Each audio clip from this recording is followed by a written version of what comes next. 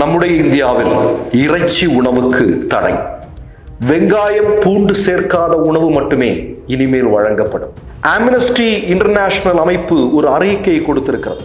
அந்த அறிக்கையின்படி நம்முடைய இந்தியாவில் 2015-2019 வரை வெறுப்பு பிரச்சாரத்தின் மூலம் அரங்கேற்றப்பட்ட குற்றங்கள் 902.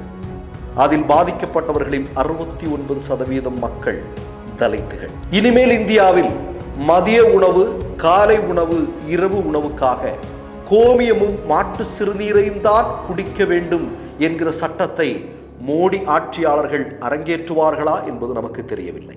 மதம் மனிதனை பக்குவப்படுத்துவதாக ஆன்மீகவாதிகள் கூறுகிறார்கள்.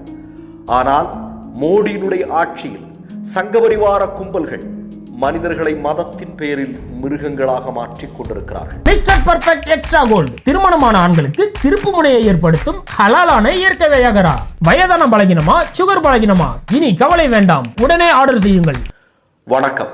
நவராத்திரி தொடங்கி இருக்கிறது. இந்த நேரத்தில் நம்முடைய மதிப்புக்குரிய உச்ச நீதிமன்ற வளாகத்திலிருந்து வந்திருக்கக்கூடிய செய்தி இந்திய மக்களை மிகுந்த அதிர்ச்சிக்குள்ளாக்கி இருக்கிறது. என்ன தெரியுமா? நவராத்திரி தொடங்கி இருப்பதால் இறைச்சி உணவுக்கு தடை விதித்திருக்கிறார்கள். அங்கு இருக்கக்கூடிய கேண்டீன்ல இனிமேல் நவராத்திரி முடிகிற வரைக்கும் இறைச்சி உணவிற்கு தடை என்று சொல்லியிருக்கிறார்கள். அது மட்டுமல்ல, கூடுதலாக நீங்கள் பார்த்தீர்களானால் வெங்காயம் பூண்டு சேர்க்காத உணவு மட்டுமே இனிமேல் கேண்டீன்ல வழங்கப்படும் என்று சொல்லியிருக்கிறார்கள். கடந்த காலங்கள்லாம் எப்படி இருந்தது அப்படின்னா, நவராத்திரி காலகட்டங்களில் நான்வெஜ் மாமிசம் சாப்பிடாதவர்கள், அசைவம் சாப்பிடாதவர்கள் என்ன பண்ணுவாங்க அப்படின்னா, இந்த காலகட்டத்தில் மட்டும் வீட்டில் இருந்து சாதங்கள் கட்டி எடுத்துக்கொண்டு வருவது வழக்கம். உணவு கட்டி எடுத்துக்கொண்டு வந்து சாப்பிடுவது என்பது வழக்கம். ஆனால் இந்த முறை அதில் ஒரு மிகப்பெரிய மாற்றம் வந்திருக்கிறது. கேண்டீனில் இந்த நவராத்திரி முடிகிற வரைக்கும் அசைவ உணவுகளுக்கு தடை என்று சொல்லியிருக்கிறார்கள். அப்படின்னா நம்முடைய கேள்வி என்ன அப்படின்னா, இனிமேல் கோமியமும் மாட்டு சிறுநீரும் தான் நீங்கள் உணவாக எடுத்துக்கணும் அப்படின்னு இவர்கள் சட்டம் இயற்றினாலும் நாம் ஆச்சரியப்படுவதற்கில்லை.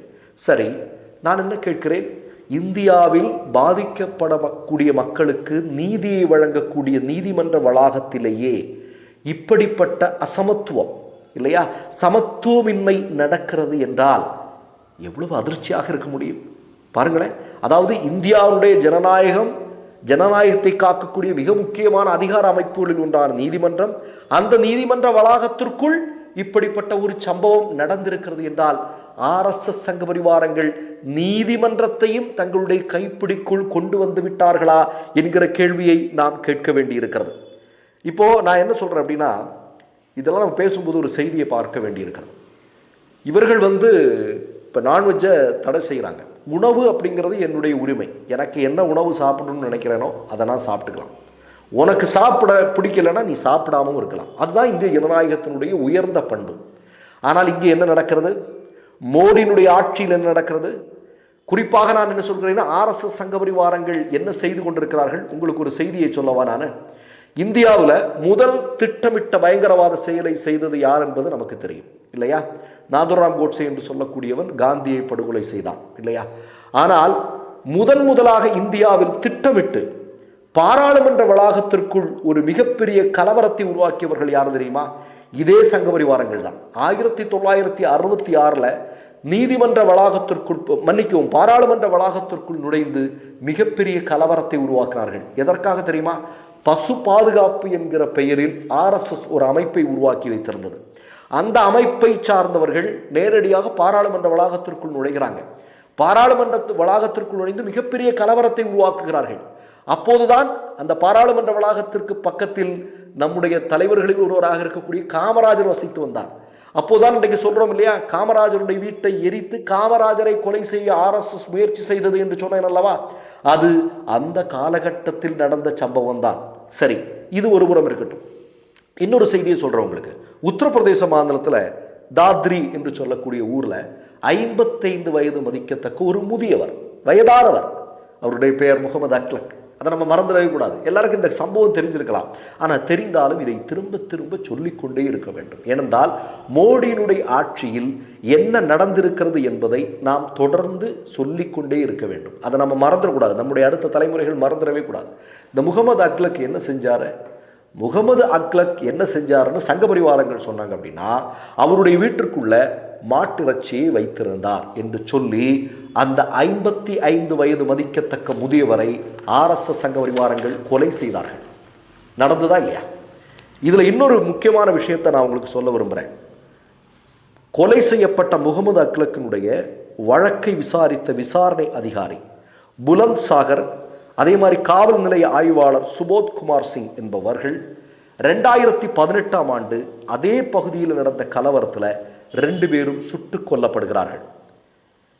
அப்ப இந்த ஆய்வாளருடைய சகோதரி என்ன சொல்றா அப்படின்னா, இந்த 2 பேரையும் சுட்டுக் கொண்டதற்கு பின்னால் சங்க பரிவாரங்கள் இருக்கக்கூடும், இந்த மரணத்தில் எங்களுக்கு சந்தேகம் இருக்கிறது, தயவு செய்து விசாரியுங்கள் என்று சொல்லி இருக்கிறார். முகமது அக்லக்கினுடைய வழக்கை விசாரித்த நேர்மையான 2 அதிகாரிகள் கலவரங்களின் போது சுட்டுக் கொல்லப்படுகிறார்கள். சுட்டுக் கொல்லப்பட்டவர்கள் சங்க பரிவாரங்களாக இருக்கலாம் என்று அவருடைய சகோதரி நீதிக்காக இன்று வரையிலும் போராடி கொண்டிருக்கிறார். ஆனா எதுவும் நடக்கல. இப்போ முகமது அக்லக் கொலை தொடர்பாகவே என்ன நடக்குது? எல்லாரும் வெளியே வந்துட்டானுங்க, ஒன்றும் நடக்கல, எதுவும் நடக்கல. அதை நேர்மையாக விசாரித்த அதிகாரிகளுக்கு என்ன நடந்ததுன்னு பார்த்தோம். இதே மாதிரி நீங்க இன்னொரு சம்பவத்தை பண்ணணும். மலேகான் குண்டு வெடிப்பு, சங்க பரிவாரங்கள் வைத்த குண்டு இல்லையா, இந்தியா முழுவதும் வெடித்தது, இந்தியாவுடைய பல பகுதிகளில் வெடித்தது. செஞ்சவன் யாரு? சங்க பரிவாரங்கள். அவனுக்கு பாராளுமன்ற உறுப்பினர் பதவியை மோடி கொடுத்தார், இதெல்லாம் நமக்கு தெரியும். ஆனால் இந்த வழக்கை விசாரித்த நேர்மையான கார்கரே என்று சொல்லக்கூடிய அதிகாரி மர்மமான முறையில் கொல்லப்பட்டார். இன்று வரையிலும் ஒன்றும் தெரியல.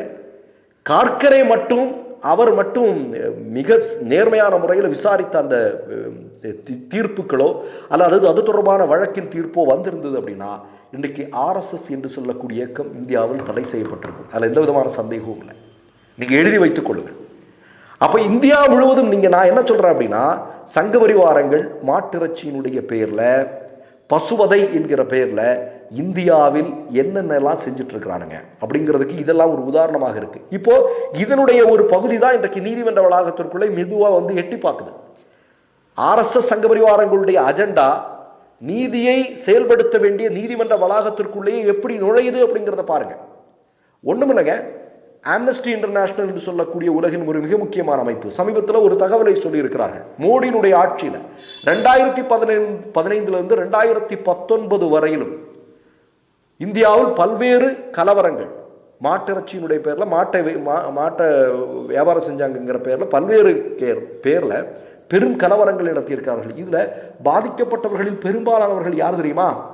61% தலித்துகள், இந்து மக்கள், 22% முஸ்லிம்கள். உலக அமைப்பு இன்றைக்கு வெளியிட்டிருக்கிறது, தகவலை வெளியிட்டிருக்கிறார்கள்.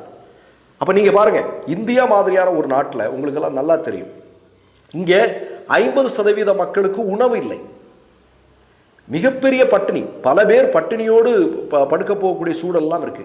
இந்த நேரத்தில் நீ மாமிசம் சாப்பிடக்கூடாது, நீ இனிமேல் பூண்டு வெங்காயம் சேர்க்கக்கூடாது அப்படிங்கிறத கொல்லைப்புற வழியாக எங்கெங்கெல்லாம் சங்க பரிவாரங்கள் கொண்டு வருகிறார்கள். பட்டினி போட்ட இவனுங்க நம்மளை கொன்றுவானுங்க போல இருக்கு.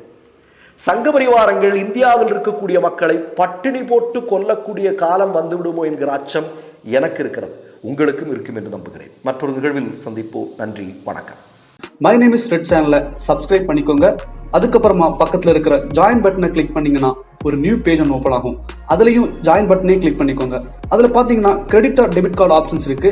இதுல உங்களுக்கு விசா, மாஸ்டர் கார்டு, ரிப்பே அப்படின்னு 3 ஆப்ஷன்ஸ் கொடுத்துருக்காங்க. அதுல நீங்க எந்த கார்டு சூஸ் பண்றீங்களோ அந்த கார்டோட நம்பர் என்டர் பண்ணிக்கோங்க. அப்புறமா கார்டோட வேலிடிட்டி மந்த் அண்ட் இயரை டைப் பண்ணிக்கோங்க. அடுத்தபடியா உங்க கார்டோட பின்னால CVC கோடுன்னு சொல்லிட்டு 3 நம்பர்ஸ் கொடுத்துருப்பாங்க. அந்த நம்பரை இதுல என்டர் பண்ணிக்கோங்க. அப்புறமா அட்ரஸ் அண்ட் இன்ஃபர்மேஷன் என்டர் பண்ணிட்டு பைங்கிற பட்டனை கிளிக் பண்ணிக்கோங்க. ஒருவேளை உங்க கார்டு நம்பர் இன்வாலிட்னு காமிச்சிச்சுன்னா உங்க கார்டுல இன்டர்நேஷனல் யூசேஜை எனேபிள் பண்ணுங்க.